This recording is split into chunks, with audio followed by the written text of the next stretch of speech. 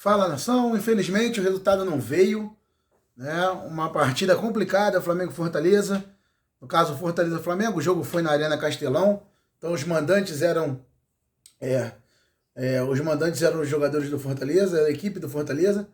E alguns pontos importantes a respeito dessa partida.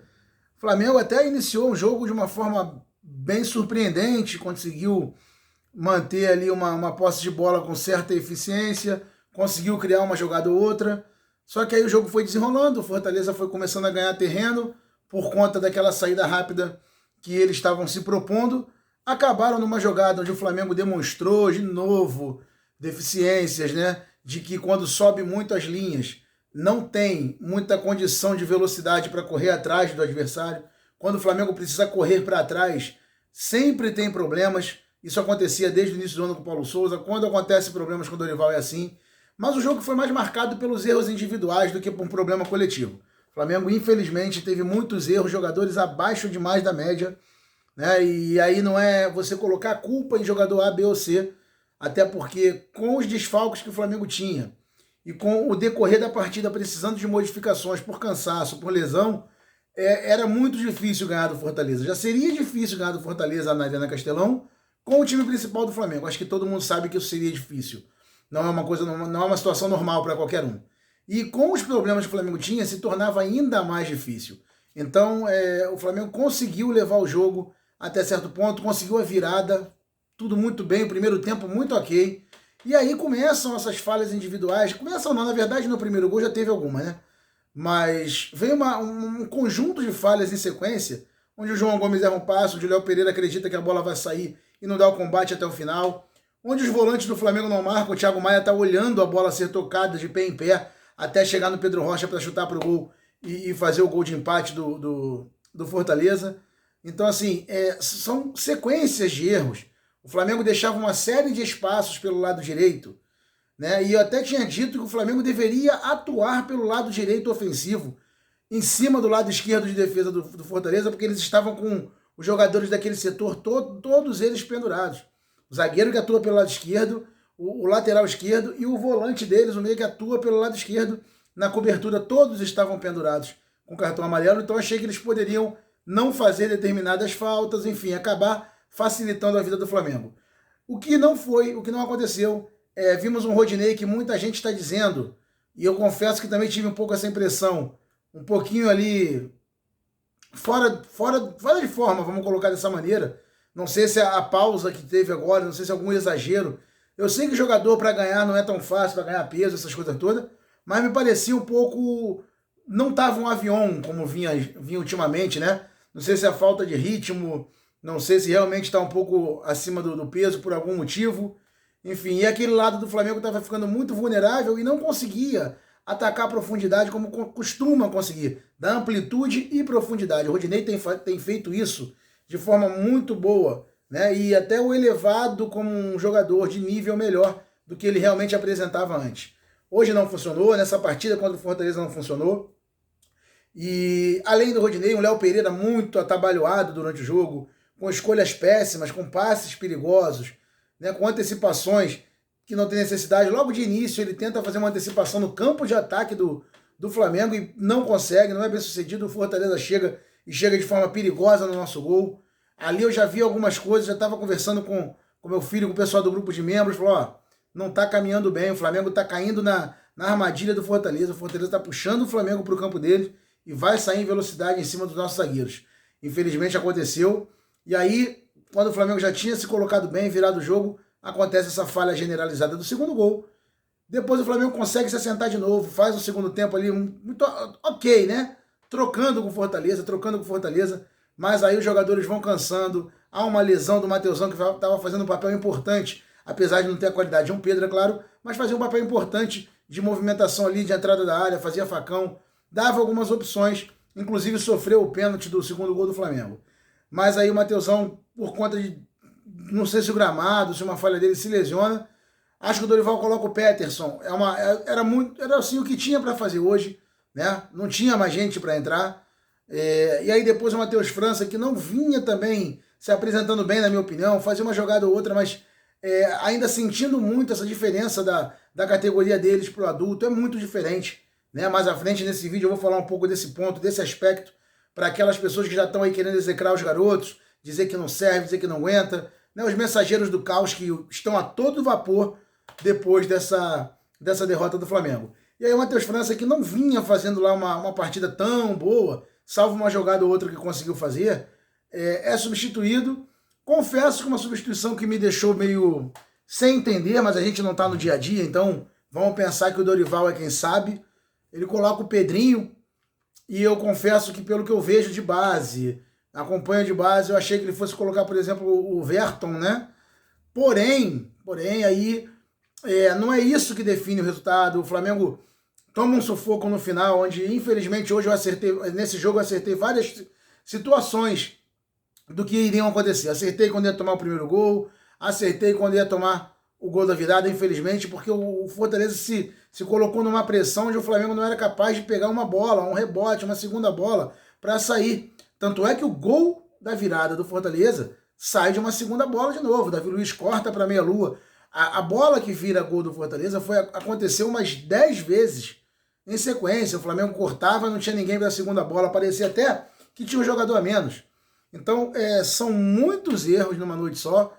É uma noite de muitos erros individuais e muitas atuações abaixo da média que acaba comprometendo o coletivo. Mas não de um jogo ruim do Flamengo, dadas as circunstâncias que teve. E aí eu já passo para um outro ponto nesse nosso vídeo aí de pós-jogo, porque o YouTube teve problemas, né? E as lives foram tudo cortadas pela metade, enfim. O Flamengo tinha um time muito modificado, com muitos jovens, e quando precisou mexer, substituir, mais jovens ainda. O Fortaleza, claramente, com a inteligência do seu treinador ou não sei se foi uma coisa de jogadores no campo perceberem, mas Fortaleza fez valer um jogo de imposição física, um jogo de vigor físico, de trombada, de ir para dentro do contato o tempo todo. E isso claramente acabou intimidando de alguma maneira nossos jogadores. Né? Você vê o próprio Mateusão, que disputa a bola pra caramba e ganha no corpo na categoria dele. Não é a mesma coisa, o moleque de 17, 18, vinha aqui encarar os caras de 29, 28, 30, já com uma maturação totalmente completa, né? com desenvolvimento muscular, com desenvolvimento motor totalmente mais alinhado, mais afinado do que o garoto, mais fortes, mais inteligentes de jogo, mais malandros dos atalhos do campo. Tudo isso conta. Então a galera do Flamengo, a torcida do Flamengo, colocou uma esperança em cima desses garotos, porque ela mesma cria um exagero. A mídia rubro-negra, os torcedores criam um exagero de que o melhor time do Brasil é o Flamengo, o segundo melhor é o Flamengo B, o terceiro é o time de meninos do Flamengo. E aí quando o resultado não vem, por algum motivo, aí todo mundo já transforma no caos. Né? Após essa derrota para o Fortaleza, o Dorival não serve, que vem o Sampaoli, esse cara não pode continuar, os jogadores são burros, Léo Pereira é isso, Rodinei é aquilo. Até ontem era seleção para todo mundo. Então menos, claro, cada um faz o que quiser fazer, essa é a minha ideia. Menos, um pouquinho menos, galera, não precisa desse desespero. Muita gente colocou aí que o Flamengo agora me preocupa para as decisões das Copas. Tudo bem, se te preocupa, ok, eu vou tentar te tranquilizar um pouquinho. Não tem porquê. O Atlético Paranaense, que é um dos nossos adversários da final de Copas, né, na Libertadores, perdeu para o Santos. Tomou gol do Luan. E eles estavam com o que eles tinham de melhor. O Flamengo estava com quase 10 desfalques. Quase 10 desfalques. Então, se isso é o que vai dar o termômetro para a galera dizer que está preocupada com as Copas, realmente, então, tudo que se falou até antes desse jogo era mentira. Não acreditam nada no Flamengo, não acreditam nada no trabalho. Então, assim, tirem isso da cabeça. O Flamengo, na minha visão, continua favorito na Copa do Brasil, continua favorito na Libertadores. O que não é garantia de que vá ganhar. Ser favorito é ser favorito. Ganhar é outra história. O Corinthians enfrentou o Atlético Goianiense em casa e também foi no sufoco, fez um 2-1. Então, assim, as coisas estão caminhando da maneira que dá. A temporada está indo para o final. Muita gente acusando os jogadores de não terem foco no campeonato, que não estão querendo nada com o campeonato. Gente, o Flamengo tinha quase 10 desfalques. Eram 8 desfalques reais, mas Rodrigo Caio e Bruno Henrique, que tem as lesões longas. Então, completando, dá 10 desfalques. É óbvio que teria dificuldade, é óbvio que sentiria. E mesmo assim fez um jogo, disputou, virou o jogo, cometeu falhas, cometeu erros, acabou perdendo. Dorival poderia ter feito uma coisa ou outra melhor? Talvez. Eu posso afirmar isso? Não. Nada me garante, como eu debati com os amigos até do grupo de membros, que se colocasse o Verton no lugar do Pedrinho ia dar certo. Porque para mim ambos são, para jogar esse tipo de jogo, não são preparados. O Verton tem algumas qualidades a mais que o Pedrinho? Tem, mas é muito fraco fisicamente, é franzino. Para o jogo de imposição física que o Fortaleza estava impondo, não ia dar muito certo, não ia, quer dizer, talvez não desse muito certo. A gente não pode afirmar nada, repito. Mas o que vale é entender que o Flamengo no Brasileiro vai ser isso aí. Eu venho falando há muito tempo nas nossas lives, nossas postagens no Instagram. O Flamengo do Brasileiro vai ser isso. Não vai ter aí uma sequência, uma dedicação total. O que eles vão fazer é se manter, é brigar para se manter no G4. Porque é preciso focar no mês de outubro, que está entrando agora na próxima semana. É preciso focar no mês de outubro, que você tem 3 jogos a ganhar, gente. 3 jogos a ganhar. 2 finais de Copa do Brasil e uma de Libertadores. Pô, mas eu queria ser campeão de tudo. Ah, isso é tão repetido, a gente já falou tanto que isso não acontece. O dia que aconteceu, você é o primeiro a vir aqui para dar a cara a tapa e dizer, pô, eu falei que não acontecia. Mas enquanto não acontece, eu continuo afirmando, isso não vai acontecer. O calendário brasileiro não permite, o calendário sul-americano não permite isso. Aqui tem de tudo para atrapalhar o campeonato.